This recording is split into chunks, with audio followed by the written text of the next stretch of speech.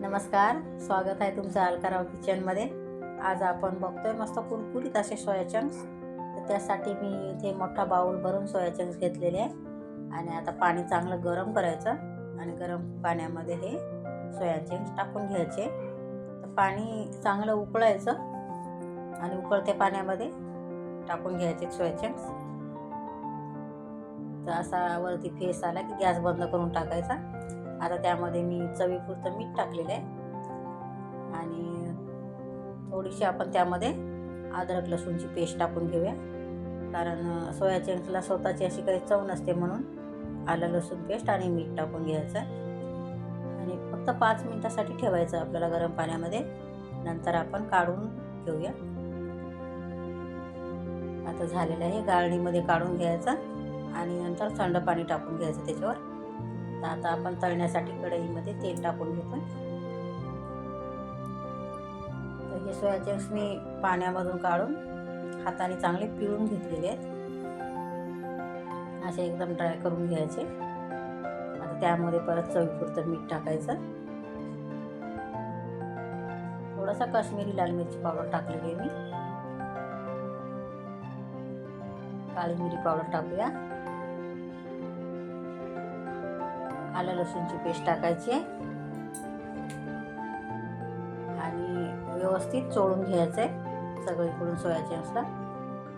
आणि त्यामध्ये आता मी 2 चम्मच तांदळाचं पीठ टाकून घेते आणि तांदळाचं पीठ पण असं सगळीकडे लावून घ्यायचं आहे. तांदळाच्या पिठामुळे मस्त कुरकुरीत होतात आपले सोया चंक्स. तेल आता चांगलं गरम झालेलं आहे.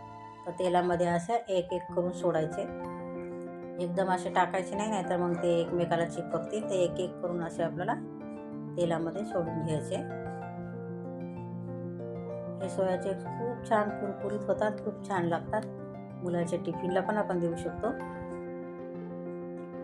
आणि जास्त काही साहित्य पण लागत नाही. तर कमी साहित्यामध्ये तयार होतात.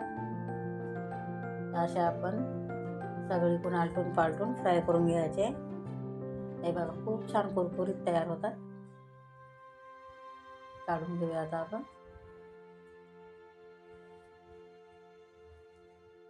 आणि आता असे सगळे आपण एक एक करून फ्राय करून घ्यायचे.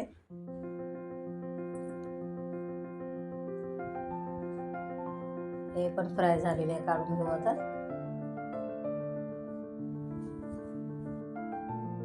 आता दुसरा एक पॅन ठेवूया आपण. मस्त कुरकुरीत फ्राय करून झालेले आपले सोया चंक्स. आता दुसऱ्या पॅनमध्ये मी थोडंसं तेल टाकते. तेच तेल घ्यायचं ज्यामध्ये आपण फ्राय केलेले. साधारण 2-3 चम्मच तेल टाकून घ्यायचं आणि त्यावर थोडीशी आलं लसूणची अद्रक आणि लसूण टाकायचं आहे. लसूण मी थोडा बारीक करून टाकलेला आहे आणि 2 हिरव्या मिरच्या टाकलेल्या आहेत कट करून,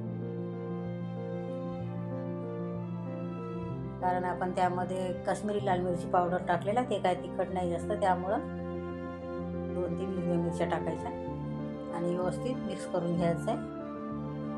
आता त्यामध्ये 1 शिमला मिरची आणि 1 कांदा मी थोडा मोठा मोठा कट करून घेतलेला आहे, तो टाकून घेऊया. कांदा आणि शिमला मिरची थोडंसं तेलावर फ्राय करून घ्यायचं आहे. त्यामध्ये पण मी चवीपुरतं मीठ आणि काळी मिरी पावडर टाकलेली. मिक्स करून घेऊया सगळं. त्यामध्ये आता मी शेजवान सॉस चटणी आहे ती टाकलेली आणि थोडंसं अर्धा ग्लास पाणी टाकून घेतलेलं आहे. गरम पाणी टाकलं मी अर्धा ग्लास आणि त्यामध्ये कॉर्नफ्लॉवरची पेस्ट टाकलेली आहे 2 चम्मच. आता हे सगळं व्यवस्थित मिक्स करून घ्यायचं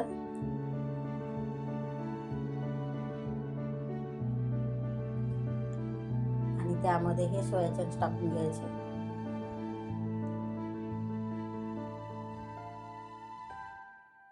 मिक्स करायचे व्यवस्थित सगळीकडून.